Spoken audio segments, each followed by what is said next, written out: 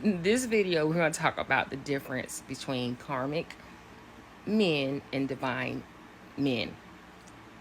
You want to listen to this. So karmic masculines, okay, so they have a avoidant attachment style usually. These are masculines who are very unemotional, head over heart. They have a lot of pride, a lot of ego.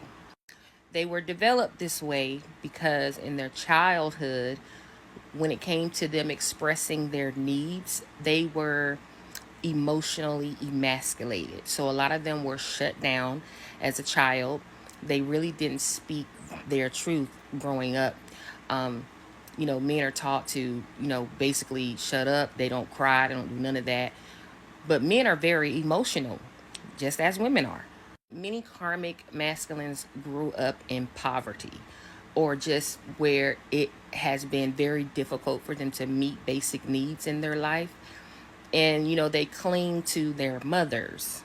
And as we all know, a lot of, fathers, either they're in the picture, but they're not active with their kids, or some of them are just not there at all. So there's not really a male role model for masculines to really look up to really understand how a man functions in a family dynamic. The first relationship a man has is with their mother. And a lot of masculines who are in karmic energy grew up in dysfunctional family household dynamics. Their mother broke their heart over and over and over and over again. And so it's no coincidence as they grow up in adolescence into adulthood, they pick women who pretty much do the same thing and treat them like SHIT, if you know what I mean. See, that's what they perceive to be love, because the first woman who told them that they loved them treated them like crap. So it's no coincidence that a lot of times karmic masculines or masculines in karmic energy, I would say, where they say they're, many people say, oh, men are narcissists and this, that, the third. They're moving in that narcissistic energy because that's the energy they were raised in. So that's all they know. So don't be quick to call a man a narcissist. You have to understand his brokenness, okay? But men who move in karmic energy are unsure of the future. They operate in a false identity because there's been a lack of those type of role models in their life to give them their identity and let them know who they are as it relates to the Most High God or the kingdom of the Most High.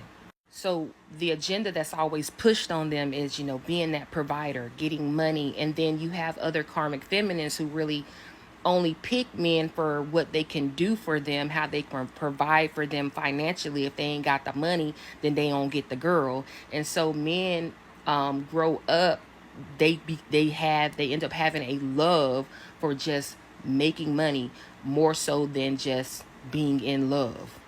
So that's why a lot of times when this a masculine and karmic energy gets with a divine feminine, they go through the honeymoon phase and it's wonderful, but then they split because what the divine feminine does is she shows him a reflection of who he really is as it relates to him being the divine counterpart, whereas up to that point he never believed that it existed.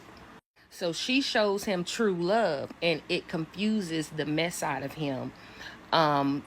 Creates a lot of mental conflict. They don't know how to handle or process those emotions because that's how it's always been since they were a child. So they bury it, they repress it.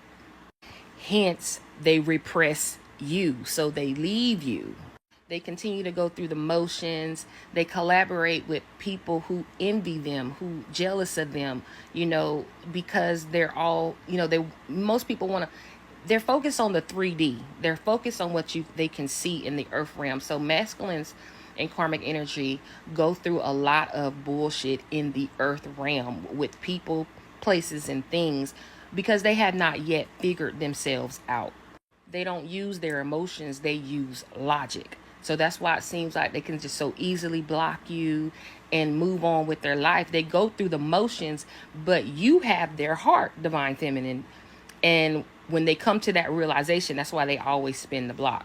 Because they run off and they get with karmic feminines who don't hold them accountable, who don't challenge them, who let them be in their shadows always. And with divine feminine, she sheds a light on all of that, and she's more like a mirror to him. So she shows him who he wants to be but is afraid to be, because of the last time he put his heart out there and it was shattered into a million and one pieces.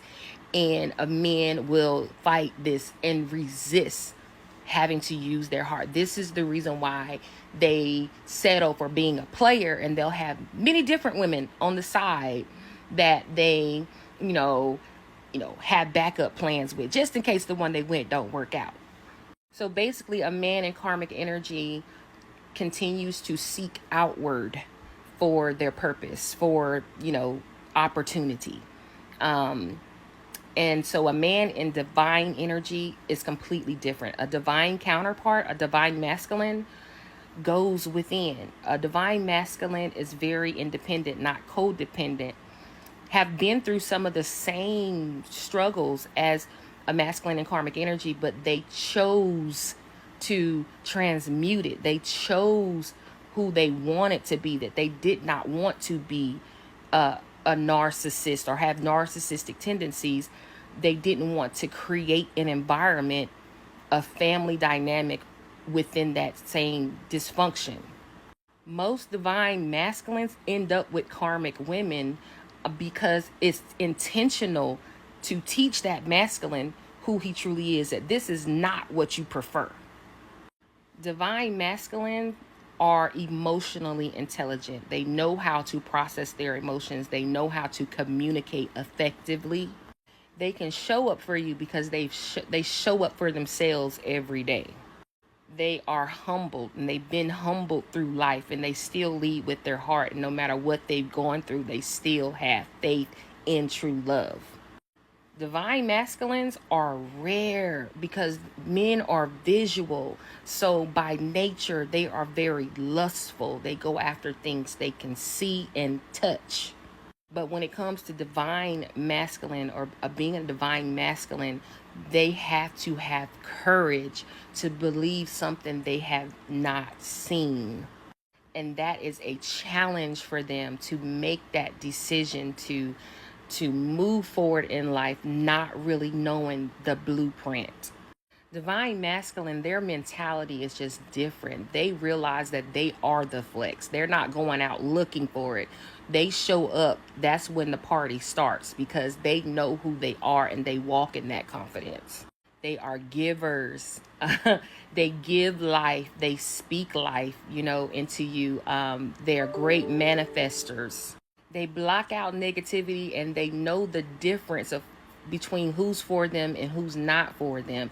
Regardless if you could be as fine as I don't know what, have a rack and everything looking good, all in place where it needs to be. No, he trusts the energy. The divine counterpart trusts energy over what they physically see. So divine masculine can see through illusions. They can see what is hidden. It's a gift that they have. They can tell when somebody is on some BS. See, a man in karmic energy fights and resists pretty much everything because they don't know the difference. So if you showing up as the light, they're going to fight you too, because everyone who told them that they love them end up self-sabotaging or deceiving them or doing something, still stole from them in some kind of way. So they just don't trust people, period. The lenses that a karmic man sees through is just basically confusion. And if you're not careful, that's how he'll see you. And that's why you have to be someone who is confident and secure in who you are, to be like, no, sir, that's not the truth. And then you show them by standing in your truth, regardless if they're with you or not.